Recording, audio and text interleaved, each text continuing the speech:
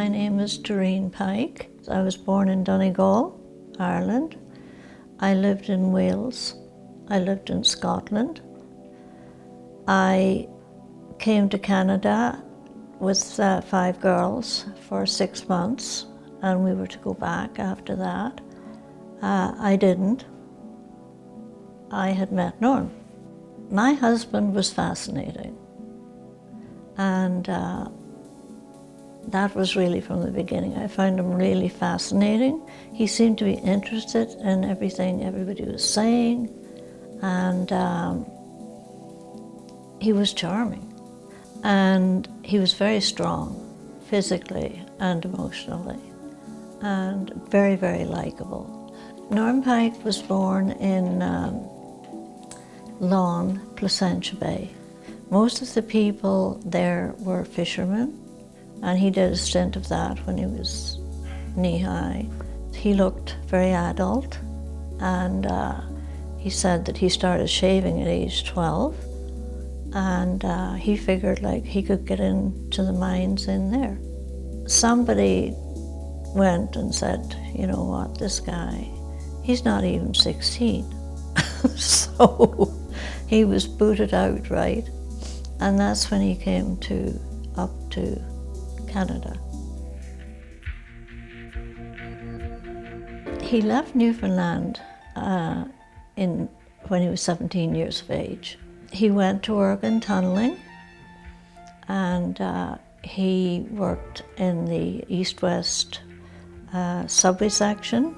He drove the mole, which was a big machine that they had to put at the face of all the big tunnels. He was also responsible for the compression of the individuals going down the mines and the decompression when they came up. Compression chamber, or what they call a caisson. Norm was in it one day, and the pressure was obviously too high, and it burst an eardrum. He got calcium deposit into an eye, and so he could only see light and dark with that eye, but to look at him, you would never have known. He was in cave-ins, and once was buried alive, and fortunately they got him out. It was a very, very unsafe environment for anybody to work under. And the more he worked in it, the more he understood and saw the casualties.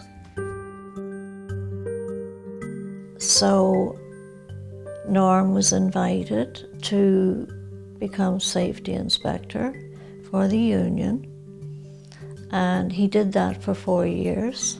When he became safety director for Local 183, that was his passion then, to go around the sites. That was his job, to check the conditions. And as a union person, he had the ability to stop work projects if they were unsafe, which did not make him very popular with many of the contractors. Some of the contractors made a lot of money out of keeping jobs open, and they really didn't care whether people got hurt or not. Like, let's get the job done, and to heck with everybody else, you know. And from that point of view, no, he was not popular, stopping jobs. One night, I got a call to go to the hospital. I thought it was a joke. And the only thing I recognized on Norm was his arm. His face was beaten to a pulp, broken nose. The police investigated it, but there was never any conclusion as to why or who. The Toronto Telegram were very often involved, and so we always had people calling like reporters and things like that on job sites. What's happening on the Leaside Bridge? What's True Davidson doing?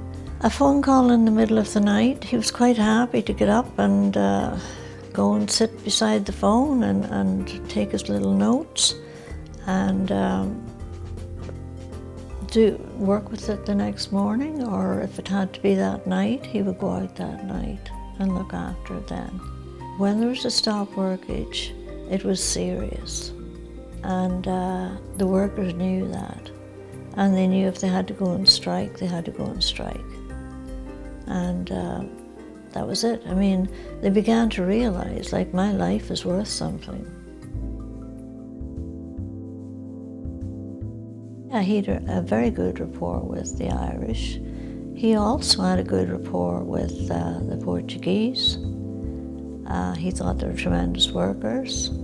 He found out that the Portuguese community were working very hard, the Italian community were working very hard, but did not understand English. He decided the best way, because these people were mostly church-going people, and he got permission from the different people at the churches to put up notices of safety. The children and the mothers pressured the men to read the stuff and said, look, you know, you have to do this.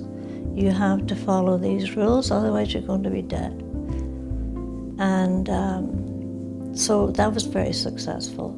He was successful in putting together, with Jerry Gallagher,